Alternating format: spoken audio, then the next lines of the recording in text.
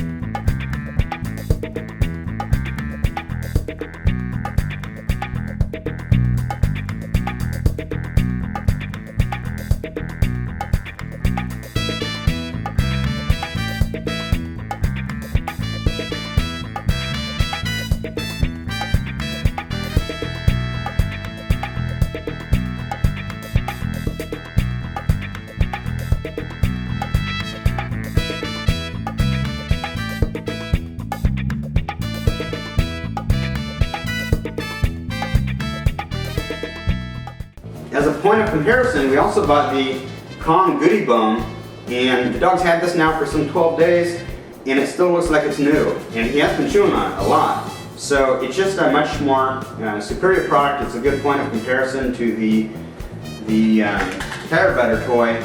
So once again, we recommend the Calm toys or the Bone toys. We'll be back in a future video to test the Rock toys and let you know how those are. I'm Katz for dogproblems.com.